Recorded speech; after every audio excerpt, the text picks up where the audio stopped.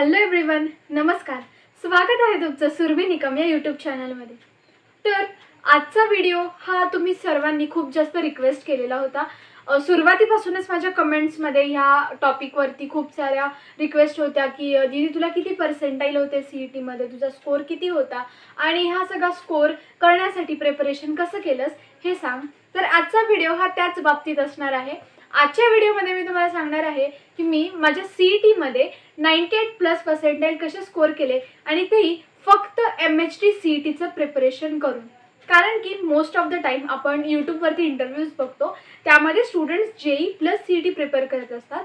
पण मी दोन्ही वर्ष फक्त आणि फक्त CETवरती फोकस केला होता आणि त्याचसोबत बोर्डसुद्धा होते ऑब्व्हियसली.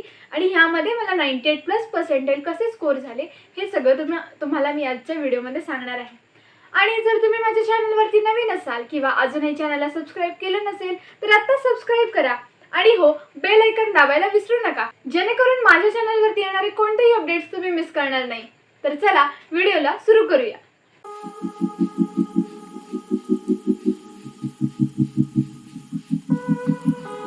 तर सगळ्यात आधी जो महत्त्वाचा पॉईंट आहे ते म्हणजे तुमचे डेली टार्गेट्स. तुमचं एखादं रोजचं टार्गेट फिक्स असलं पाहिजे आणि ते तुम्ही आदल्या रात्रीच फिक्स केलं पाहिजे. असं नाही की सकाळी उठून विचार करायचा की आज मला काय अभ्यास करायचा आहे, असं अजिबात करायचं नाही आहे. तुम्ही आदल्या दिवशी ठरवायचं की मला उद्याच्या दिवसात काय काय टॉपिक्स क्लिअर करायचे आहेत, किती मॉक टेस्ट द्यायच्यात आणि अजून काय सिलेबस कव्हर करायचा आहे, हे सगळे तुमचे टार्गेट्स फिक्स असले पाहिजेत. आणि त्यासोबत तुम्ही ते टार्गेट्स कंप्लीटसुद्धा केले पाहिजेत. म्हणजे at the end of the day तुम्हाला एक सॅटिस्फॅक्शन असलं पाहिजे की मी जे टार्गेट सेट केलं होतं ते मी फुलफिल केलं आहे आणि आता मी नेक्स्ट टार्गेटसुद्धा सेट करू शकतो. टार्गेट तर आपले सेट झाले, आपण ते पूर्णसुद्धा करायचा प्रयत्न करतो. पण हे पूर्ण करत असताना सगळ्यात इम्पॉर्टंट गोष्ट आहे ती म्हणजे डिसिप्लिन. आपल्यामध्ये प्रिपरेशन करताना डिसिप्लिन असणं खूप इम्पॉर्टंट गोष्ट आहे. कारण की जरी तुम्ही टार्गेट सेट केलं तरी ते पूर्ण करणं, ऑनेस्टली पूर्ण करणं आणि पूर्ण जो तुमची जर्नी आहे ती पूर्ण जर्नीमध्ये तुम्ही कन्सिस्टंट राहणं खूप इम्पॉर्टंट आहे. आणि ह्या सगळ्यासाठी जे लागतं ती आहे म्हणजे डिसिप्लिन. आता डिसिप्लिन म्हणजे एकदम स्ट्रिक्ट असं नाही, तर तुमचं जे रोजचं टाइम टेबल आहे ते वेल मेंटेन्ड असलं पाहिजे. की सकाळी उठल्यावरती तुम्हाला स्वतःसाठी किती वेळ द्यायचा आहे, त्यानंतर तुम्ही अभ्यासासाठी किती वेळ देताय, तुम्ही रेस्ट किती घेताय, हे सगळं एका डिसिप्लिन मॅनरमध्ये तुम्ही पार पाडलं पाहिजे. आणि यामुळे काय होतं, आपली बॉडीसुद्धा हेल्दी राहते, आपली मेंटल हेल्थसुद्धा हेल्दी राहते आणि आपलं जे प्रिपरेशन आहे हे खूप छान प्रकारे पार पडतं. यामध्ये आपल्याला कोणताही अडथळा येत नाही, म्हणजे थकाव येत नाही, टेन्शन येत नाही. त्यामुळे जर तुम्ही एका डिसिप्लिनने प्रिपरेशन चालू केलं, ते कन्सिस्टंट ठेवलं तर खरंच तुम्हाला ह्याचा खूप फायदा होईल. आणि आता जसं मी आधी म्हटले तसं मेंटल हेल्थसुद्धा खूप महत्त्वाची आहे.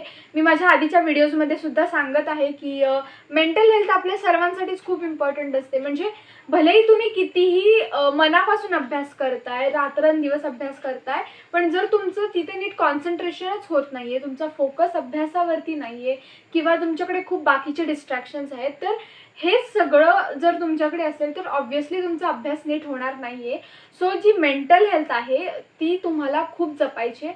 ह्यासाठी मेडिटेशन बेस्ट उपाय आहे. रोज सकाळी उठल्यावरती 10-15 मिनटं मेडिटेट केलं तरी आपलं मन दिवसभरासाठी फ्रेश होतं. शांत चित्ताने आपण प्रिपरेशनला स्टार्ट करू शकतो आणि त्याचसोबत जास्त टेन्शन येत नाही, अँझायटी होत नाही. आणि जे आपण डिप्रेशन म्हणतो की आपल्याला असं वाटतं की सारख्या त्याच गोष्टीमध्ये आपण राहत असतो, त्यामुळे आपल्याला नवीन काहीतरी ट्राय करायचं असतं पण आपल्याकडे ऑप्शनच नसतो अभ्यासाशिवाय. त्यामुळे जर तुम्ही मेडिटेट केलं, थोडंसं मन शांत ठेवलं तर तुम्हाला रिफ्रेश फील होईल आणि त्यामुळे डिप्रेशनसुद्धा येणार नाही. सो मेंटल हेल्थ खूप नेसेसरी आहे. ह्या सगळ्याची तुम्ही काळजी घेतलीच पाहिजे. Last but not the list जो पॉईंट मी तुम्हा सर्वांना सांगू इच्छिते आणि जो मी फॉलो केला होता आणि आय नो की हा फॉलो करताना थोडाफार त्रास होतो, ते आहे म्हणजे अवॉइड डिस्ट्रॅक्शन्स. आता डिस्ट्रॅक्शन्समध्ये खूप साऱ्या प्रकारचे डिस्ट्रॅक्शन्स येतात, but at a primary level जे आपल्या सगळ्यांना एक कॉमन डिस्ट्रॅक्शन असतं ते म्हणजे सोशल मीडिया, मोबाईलचं डिस्ट्रॅक्शन.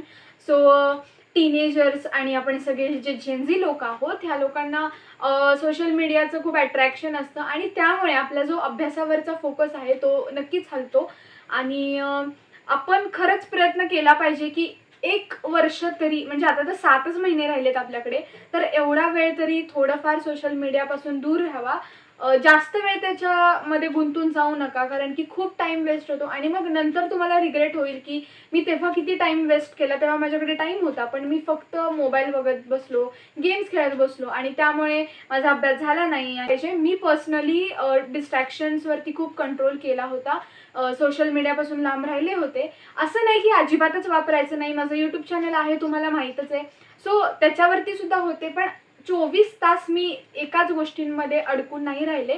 एक ठराविक वेळ द्यायचा, कारण की ऑब्व्हियसली आपल्याला सुद्धा रिफ्रेशमेंटची गरज असते, सो आपण रिफ्रेशमेंट करून घ्यायची सोशल मीडियाकडून. त्यामुळे आत्तापासून वेळ आहे तर डिस्ट्रॅक्शन्सला जरा लांब ठेवा आणि आपला जो अभ्यास आहे त्यावरती फोकस करा. आता स्टार्ट करूया आपल्या मेन टॉपिकवरती, म्हणजेच MHT CETचं प्रिपरेशन करत असताना मी कुठल्या स्ट्रॅटेजीज फॉलो केल्या.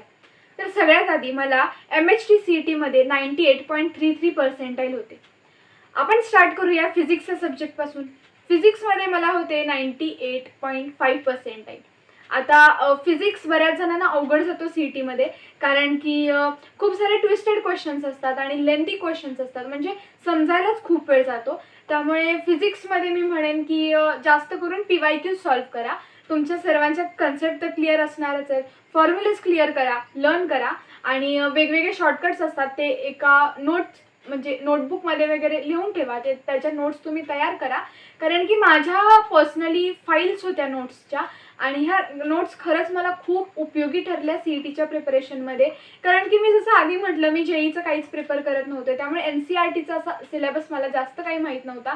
जे काही आहे ते मी HSC बोर्डच्या सिलेबसवरती डिपेंडेंट होते, सो मी त्यामधूनच जास्तीत जास्त नोट्स तयार करण्याचा प्रयत्न केला आणि शॉर्टकट्स मला भेटत गेले. मी आता बुकसुद्धा रेफर केलेले आहेत आणि ह्याचा व्हिडिओसुद्धा मी बनवलेला आहे, तो तुम्ही जाऊन बघा. त्यामध्ये सुद्धा बरेच शॉर्टकट्स असतात, तुम्ही ते रेफर करू शकता. आणि फिजिक्समध्ये टाईम मॅनेजमेंट खूप महत्त्वाचं असतं, कारण की एकतर 3 आवर्स आपलं उलटं चालू असतं, जे काही टाईम असतो तो काउंटडाऊन चालू असतो. त्यामुळे आपल्याला नीट अंदाज येत नाही, कारण आपण जेव्हा आधी मॉक टेस्ट सोडवतो आपण सरळ टाईम लावतो 3 आवर्सचं, पण तिथे तसं नसतं. CETच्या PCवरती आपल्याला काउंटडाऊन दिसत असतो, त्यामुळे आपल्याला फिजिक्स आणि केमिस्ट्री दोन्हीसुद्धा सोडवायचं असतं. सो फिजिक्सला ऑब्व्हियसली वेळ लागतो खूप, पण आपल्याला गोंधळून नाही जायचं आहे पेपर सोडवताना, कारण की आपली स्ट्रॅटेजी आपल्याला माहीत आहे, आपण खूप छान तयारी करून जाणार आहे. सो फिजिक्ससाठी मी म्हटलं जसं नोट्स बनवा, शॉर्टकट्स गोळा करा, जास्तीत जास्त PYQ सॉल्व्ह करा आणि येस टेक्स्टबुकसुद्धा सगळं क्लिअर करा. पुढे बोलूयात केमिस्ट्रीबद्दल. केमिस्ट्रीमध्ये मला होते 98%. आता केमिस्ट्री हा खूप सोपा सब्जेक्ट असतो, थेअरी बेस्ड असतो. तर केमिस्ट्रीमध्ये मी असं नाही म्हणणार की मला खूप चांगले मार्क होते, पण कमीसुद्धा नव्हते. सो केमिस्ट्रीमध्ये सुद्धा सगळं थेअरी बेस्ड आहे. नोट्स बनवा आणि जास्त करून लर्न करायचा प्रयत्न करा, लक्षात ठेवायचा प्रयत्न करा, कारण की टेक्स्टबुकमधले सेम टू सेम क्वेश्चन CETमध्ये येतात आणि हा माझा पर्सनल एक्सपिरियन्स आहे. असे कित्येक क्वेश्चन्स होते, कित्येक रिॲक्शन्स होत्या ज्या आहेत तशा CETमध्ये आल्या होत्या. तुम्हाला एखादा शब्द किंवा एखादी टर्म तिथे मिसिंग असते, ती फक्त तुम्हाला दिलेल्या ऑप्शनमधून सिलेक्ट करायची असते. So yes, chemistry is the most easiest subject in CET आणि ह्याचं प्रिपरेशन करताना काही एवढं अवघड असेल असं मला नाही वाटत. आणि एक छोटीशी टिप मी देऊ इच्छिते की जेव्हा आपण CETचा पेपर स्टार्ट करतो, मॉक टेस्टमध्ये आणि मेन पेपरमध्ये सुद्धा तुम्ही सगळ्यात आधी केमिस्ट्रीचा पेपर सॉल्व्ह करा. केमिस्ट्रीला खूप कमी वेळ लागतो, जे आपले 50 क्वेश्चन्स असतात ते ऑलमोस्ट 20-25 मिनिट्समध्ये कंप्लीट होतात. त्यामुळे राहिलेला वेळ आपल्याला फिजिक्सवरती कॉन्सन्ट्रेट करायला भेटतो. सो केमिस्ट्री पटापट आपल्याला कंप्लीट करायचं आहे. आणि जर काही येत नसेल किंवा काही कॅल्क्युलेशन्स असतात, जसं की सोल्युशन टॉपिक आहेत, सो त्याचे न्यूमरिकल्स येतात, तर त्यामध्ये आपल्याला जास्त वेळ नाही घालवायचा आहे. तुम्हाला वाटत असेल लेंदी आहे, खूप वेळ लागेल किंवा येतंय नाही येतंय, कन्फ्युजन असेल, तर तिथल्या तिथे तो क्वेश्चन आपल्याला स्किप करायचा आहे आणि नेक्स्ट क्वेश्चनकडे जायचं. नेक्स्ट आहे म्हणजे आपल्या सर्वांचाच आवडता मॅथ्स. आता मॅथ्स CETमधला बघायला गेलं तर त्याची लेवल आता ॲडव्हान्स लेवल झालेली आहे. जसं JEEचे क्वेश्चन्स असतात ते पडायला लागलेले आहेत.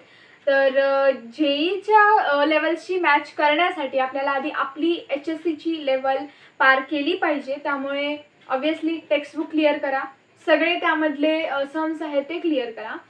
फॉर्म्युलाज असतात ते बाय हार्ट तुमची लर्न पाहिजेत.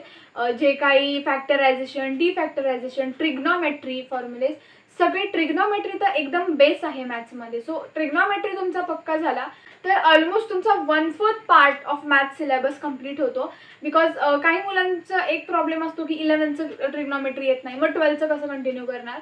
सो मी तुम्हाला आधीच सांगते 11चं आधी कंप्लीट करा ट्रिग्नॉमेट्री, त्यामुळे 12थमध्ये जास्त काही लोड येत नाही, 12थमध्ये सहजासहजी होऊन जातं. आणि इंटिग्रेशन आहे, इंटिग्रेशनचे सम्स डिपेंड करतात तुमच्या शिफ्टवरती.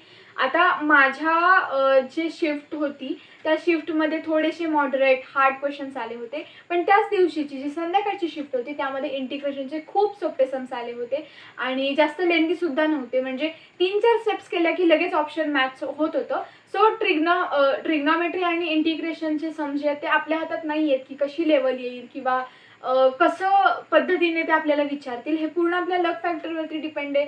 सो आपल्या हातात एवढंच आहे की आत्ता हार्डवर्क करायचं आहे, आत्ता आपल्याला सगळं कव्हर करायचं आहे.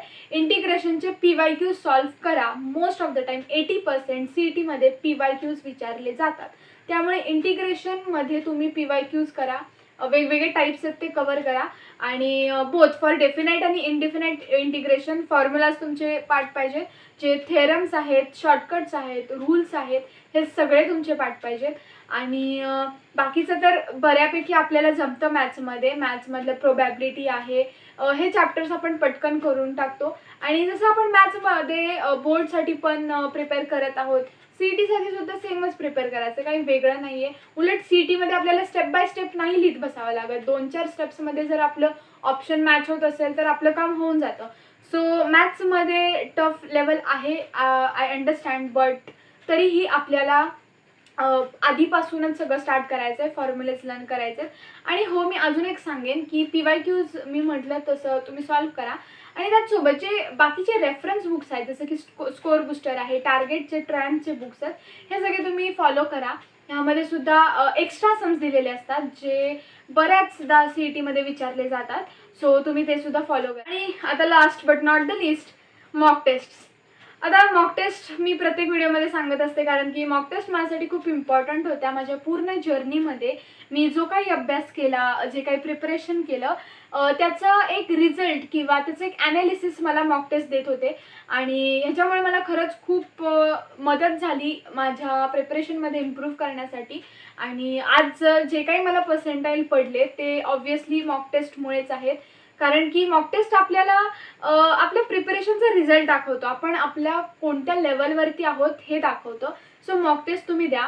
मॉक टेस्टसाठी आपल्याकडे फ्री मॉक टेस्टसुद्धा अवेलेबल असतात. लवकरच मी तुम्हाला एक नवीन प्लॅटफॉर्म इंट्रोड्यूस करणार आहे ज्यामध्ये तुम्ही मॉक टेस्ट देऊ शकता. हा बऱ्याच जणांना माहीत असेल आणि काही जणांना नसेलही माहीत, तर वेट, माझ्या चॅनलला सबस्क्राईब करून ठेवा. मी लवकरच त्या प्लॅटफॉर्मचं नाव तुम्हाला सांगेन आणि त्यावरती कशा मॉक टेस्ट अटेंड करायच्या हे सुद्धा सांगेन.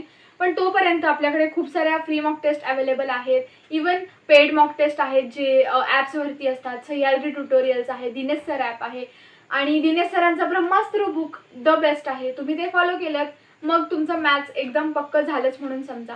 तर हे सगळे फॅक्टर्स होते ज्याची तुम्ही काळजी घेतली पाहिजे. आणि जर तुम्ही पूर्ण डेडिकेशननी, कन्सिस्टन्सीनी आणि सगळ्यात महत्त्वाचं डिसिप्लिननी जर का ही पूर्ण प्रिपरेशनमध्ये प्रयत्न केलेत, ऑनेस्टली प्रयत्न केलेत, तर तुम्हाला 99+ आणण्यापासून कोणीही रोखू शकणार नाही आहे. आणि ऑब्व्हियसली तुम्हाला टॉप कॉलेज भेटणारच आहे महाराष्ट्रामधलं. सो आत्ता वेळ घालवू नका, आत्तापासून तयारीला स्टार्ट करा. All the best. धन्यवाद.